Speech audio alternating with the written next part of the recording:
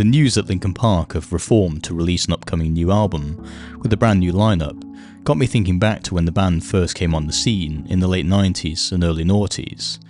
Whatever you think about the news of the reunion and the band's new members, there can be no denying that the band came out of the gate strong in 2000 with their debut album Hybrid Theory, an album that every rock or metal fan can trace their love for the genre back to. There were many unique bands of that era, but there's no doubt that this was one of the great standout nu metal albums of its time.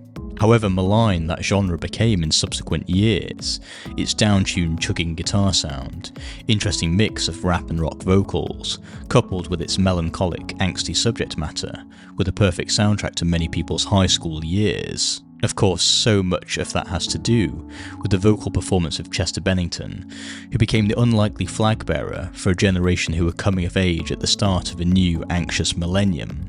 In this video, we'll take a look at that record, its recording and songwriting process, and the album's legacy today.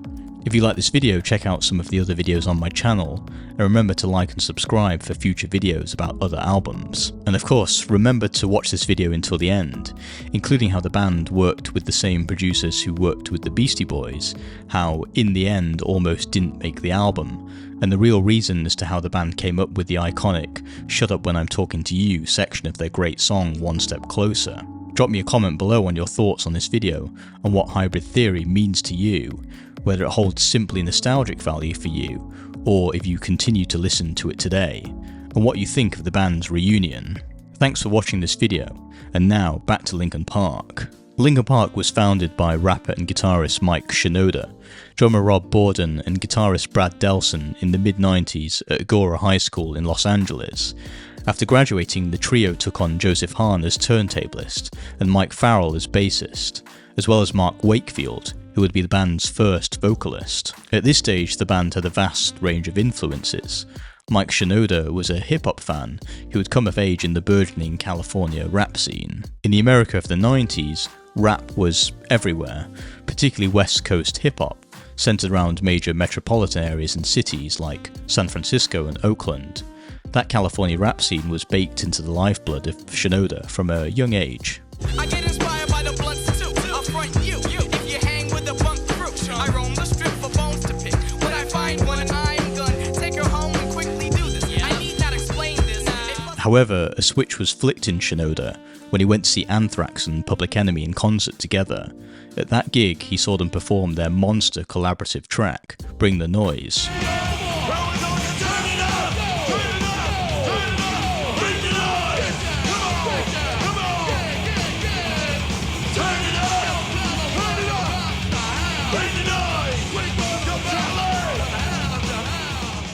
Shinoda was changed by that concert. It became apparent that this was something he wanted to do as a career, to bring rock and rap together in an exciting fusion for a new generation. In addition to Shinoda's rap leanings, drummer Rob Bourdon had grown up venerating the smooth groove of funk and R&B session musicians, whilst guitarist Brad Delson and turntablist Joseph Hahn bonded over their shared love of beats and samples. At the same time that the band were inspired by contemporary and cutting-edge sounds, they were perhaps unusually infused with a love for English new wave bands, most notably Depeche Mode, a group known for bathing their songs in great washes of synthesizer to build brooding electronic hooks.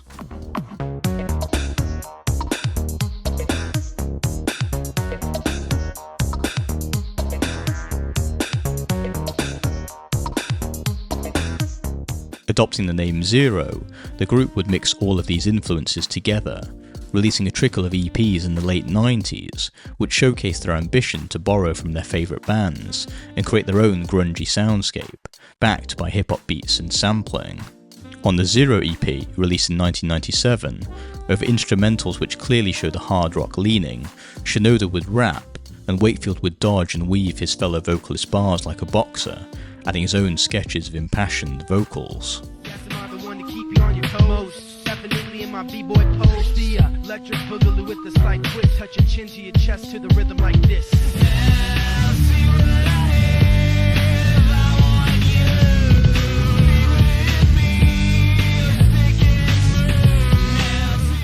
The band's sound was still nascent, but there was early promise. As a sign of that early potential, the same month that the Xero EP was released, the band would play their first ever show at the Whiskey A Go Go in LA. There, the band would open for an up-and-coming oddball band called System of a Down. Shinoda would later go on to describe the atmosphere of the show and the band's modest beginnings. He says, "I remember that gig. I was wearing the most ridiculous thing ever. I had this white beanie hat on with blue goggles and white gloves. I think because it made me feel more like a performer and not the normal dude that I knew I was. So I had to get into costume in order to get psyched up and get into character. We were awful, just horrible, but we survived." The band were clearly showing signs of early momentum, but things were not taking off in the way the band had planned. Record labels were showing interest, but not enough to actually sign the group. Amidst the uncertainty, Mark Wakefield left, leaving a gap in the band's sound. Shinoda was a competent and confident rapper, but he needed a fellow vocalist centre stage with him to bounce ideas off, someone who could bring the emotional raw power to the band's backing, which otherwise might risk sounding like every other rap rock band of the era. An A&R rep who had been following the band suggested that Chester Bennington, who had been singing with the Arizona band Grey Days, should try out for the group. In Grey Days, Bennington's fierce, evocative vocals seemed to paint a picture of a frontman who could easily access an inner pain or torment. Please just tell me what the hell is wrong. Do you wanna eat? Do you wanna sleep? Do you wanna shout? Just settle down, settle down, settle down. Well, I'll give you candy, give you diamonds, give you bells, I'll give you anything you want. Bennington sent over a demo tape to the band, and they were immediately won over and offered him the position as vocalist, replacing the void filled by Wakefield. With Bennington now in the picture, and the band feeling re-energised by their new vocalist, the band changed their name to Hybrid Theory to represent a clear break from their previous lineup. The new name seemed to quietly suggest belief in the band's emergent sound, a cribbing of different styles. Shinoda's hip-hop and boom-bap background, mixed with Chester Bennington's alternative rock and hardcore pedigree, together intertwined to create a new system of musical ideas. On their self-titled EP, released in May 1999, Shinoda's raps were as present as ever, but the spotlight would be stolen by Bennington's throat-shredding vocal growl that hinted at a fragility and darkness at the core of the band's sound. She wants to do is get rid of this hell. Well, all she's gotta do is stop kidding herself. She can only fool herself for so long. She can only fool herself for so long. She can only fool herself for so long. She can only fool herself. I never know just why you run so far away from me. I never know just why you run so far away from me. That new sound was hard to ignore. Off the strength of the new EP, Warner Brothers took on the band as a developing artist, but still there wasn't full confidence the group would amount to much. In a bid to make the group more commercially palatable, the record label and management around them would suggest changes to the band's sound and appearance, pushing them to consider quirky gimmicks to increase their fan appeal. The band would reflect on these record label tensions in a later interview. The fact that Hybrid Theory, one, that we got signed, we even made the record, that we even got it out, like, we had to fight for that thing, man. Like, it was like, it got ugly at some points, and it was just like, this is what this is gonna be like? Fuck this, man. It was like, at one point, I think we were all just kind of like, I hope they fucking drop us. But then we can just continue to be ourselves and not have these idiots fucking telling us to kick a shoe off and have. That was one of the gimmicks that they suggest. Like, just every show, like, you could kick shoes off and that'd be your thing. Bro, that's like your thing. Or like, we could put Joe in a fucking chemistry set with beakers, and it was like, who the He could be fuck? the I'm just like, we're sitting there scientist. looking at these people going. Despite the band's frustrations, however, they held their corner, and in 2000, under supervision by the record label, the band would begin to record their debut album. At the same time, to mark a clear line in the sand, the band would rename themselves again as Linkin Park. The stage was now set for the group to record what would go on to become one of the biggest selling albums of the millennium. In March of 2000, the band stepped into NRG Studios in North Hollywood to begin recording sessions for Hybrid Theory. The record label was still unsure of how the sessions with this naive band would go, so they asked Don Gilmore to produce the record. Gilmore was an old hand when it came to producing alternative and hard rock bands. He had cut his teeth doing engineering and production work on some of the most interesting records of the genre, including on the Lit album A Place in the Sun, which spawned one of the 90s most memorable pop-punk hits. Can we forget about the things I said when I was drunk? Didn't mean to call you that. I can't remember what was said or what you threw at me. On hearing Linkin Park's demos, Gilmore remembered being impressed by Chester Bennington's vocals. For him, they were the secret weapon in the band's sound, something which he felt he could hone in on in the studio, the key ingredient that could unlock the textures of the rest of the group. He recalled, "The demos were brought to me through my manager, and I thought it was good. I didn't necessarily think it was amazing, but I liked that they were trying to do something unique, so I met with them. They were looking at some other producers, and I went to a rehearsal, and Chester started singing, and I was just like, oh my god, this is really special. I never really heard somebody sing that incredibly just in the little crappy rehearsal room. He wasn't really singing like that on the demos, and I just felt like, if he can sing like this in the studio, then we might have a chance of doing something." The band were still so young at the time, only in their mid-20s and still getting to know one another, as they were writing tracks for the first record. It meant that for much of the album's material, Chester Bennington would pull from memories and anxieties from his own upbringing and childhood, coming up with new lyrics and choruses that were catchy, but clearly showed a deep well of trauma to pull from. Bennington had lived a hard, traumatic life, even though he was still so young. He was a victim of sexual abuse as a child, had gone through periods of substance addiction, was from a broken home, and the feelings that these experiences gave rise to proved as fertile ground for lyrical subject matter. As an example, on the album opener Papercut, the band would paint a picture of an individual torn apart by an insidious but ever-present sense of paranoia, an itch beneath the surface that could never be scratched, undermining every action and thought of its host. Like a face that I hold inside, face that awakes when I close my eyes, face that I watch every time I lie, face that laughs every time I fucking On the single Crawling, the band would explore similar sentiments. On the song, which would become one of the band's biggest hits, Bennington takes a magnifying glass to his deficiencies, trying to understand what it is in himself that sits at the root of most of his suffering. There's something inside me that pulls beneath the surface, consuming, confusing. This lack of self-control I fear is never ending, controlling. I can't seem to find myself again. My walls are closing in. Not a sense of confidence. Bennington would later go on to explain that this song was about coming to terms with his own duality, wanting to be better and to overcome his past, but also accepting that his past formed the trauma that would be part of his character for life. He explains, Crawling's a really emotional song. It's got a lot of very deep lyrics, and it's kind of like admitting something that you don't really like to admit, which is, having a problem with yourself. You know what I mean? And sometimes you have to learn how to deal with living inside of your own skin and being the person that you are, day to day. And that's not something to be ashamed of or anything like that. It's just something that isn't always peachy. You know what I mean? You're not always going to be exactly the person that you want to be or the person that you thought you were.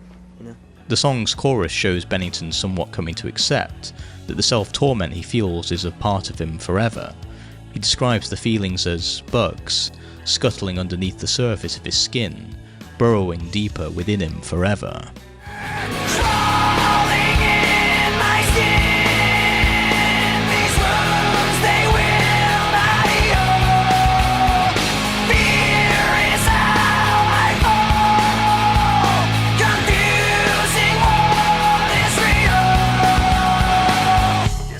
Elsewhere on that record, the band would explore how these feelings would give rise to constant self-sabotage.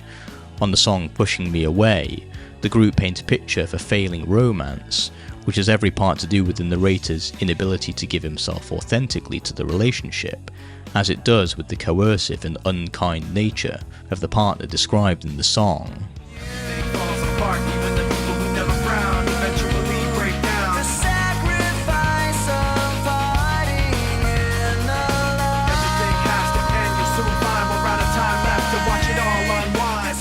The band have said that throughout recording this album, they were listening a lot to their contemporaries Deftones, a band who had successfully blended sludgy guitar riffs with song structures that constantly oscillated between soft and loud dynamics. On Pushing Me Away's chorus, you could hear how the band's use of huge distortion borrowed from Deftones' own use of pummeling guitar textures.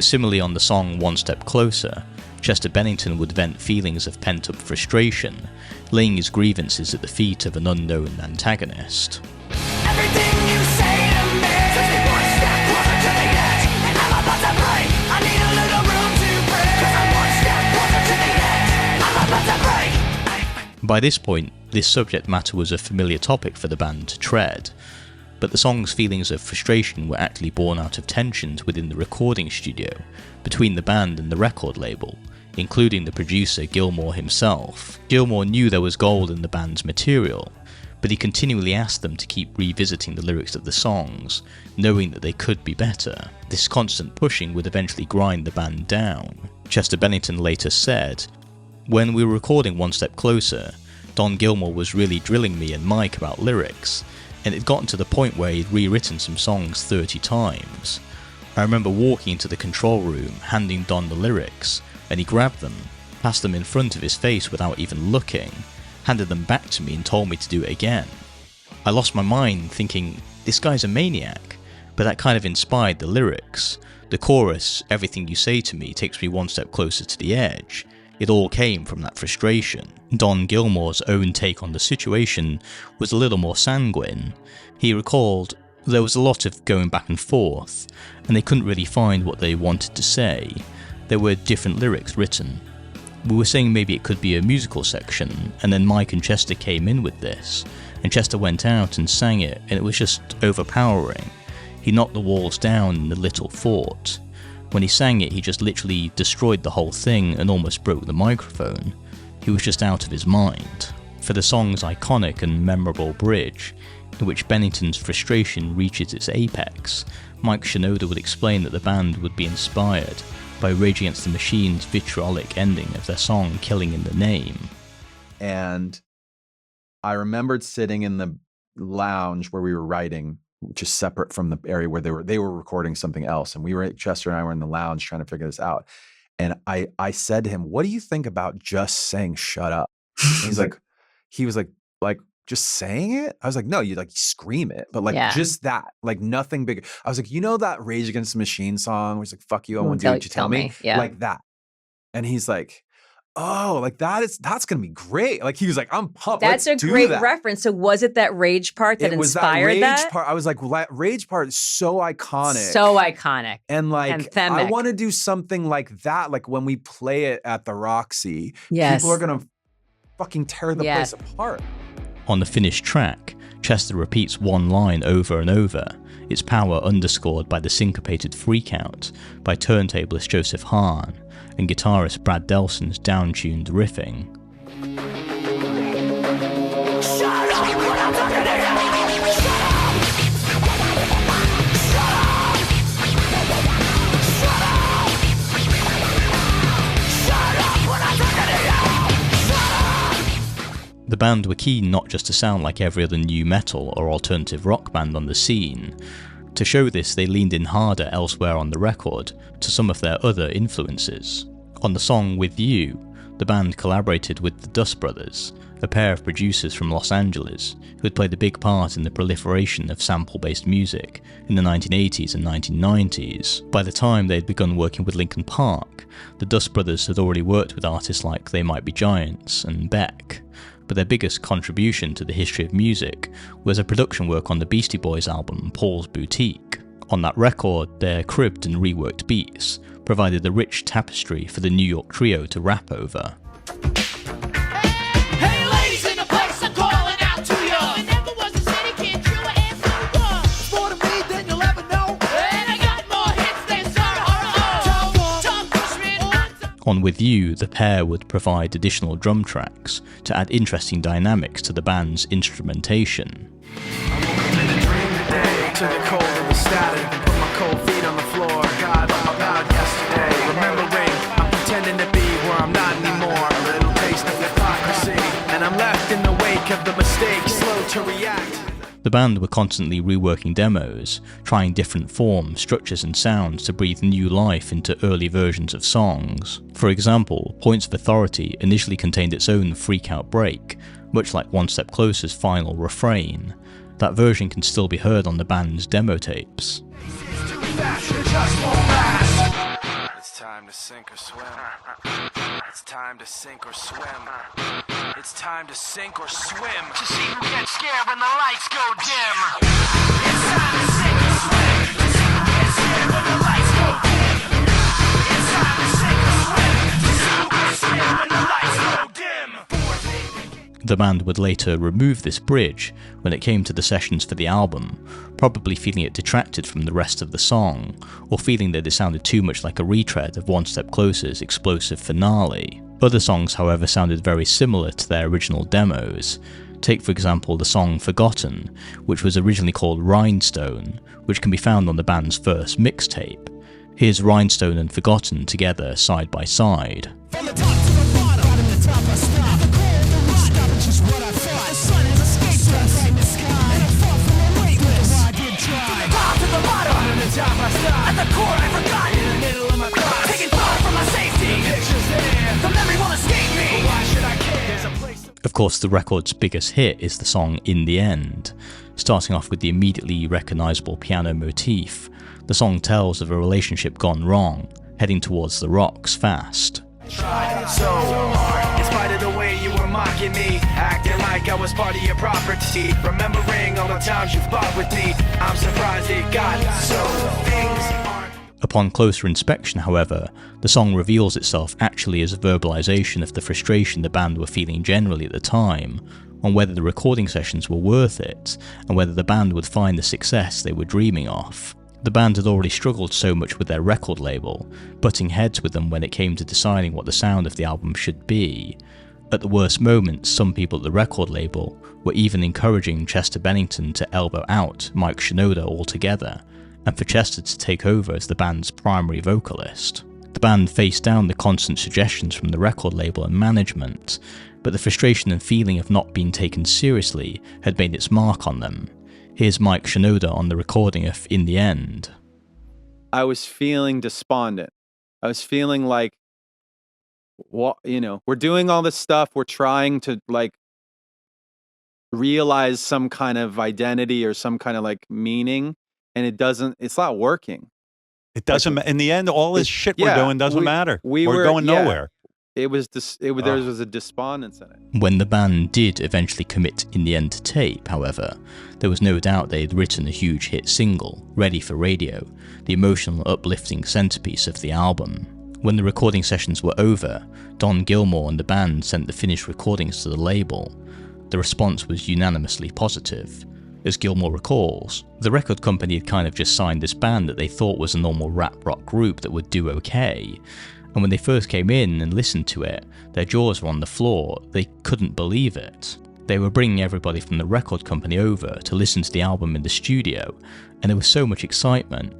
and then it became a huge priority instantly for the label. For the artwork of the album, the band wanted an image that could capture the mix of different styles at the heart of the record. Chester Bennington's introspective vocals brought an emotional quality to the nu metal soundscape, created by Mike Shinoda's rapping and the band's turntabling and razor-sharp metal riffs. To capture that mix of styles, or the hybrid theory as the band called it in the record's title, Mike Shinoda came up with the idea of a stenciled winged soldier, inspired by a lot of the early works of the British street artist Banksy. Whilst the battle-hardened exterior of the soldier suggested the war-torn ruggedness, the gossamer dragonfly wings on the back of the soldier demonstrated a more ethereal aspect to the music too.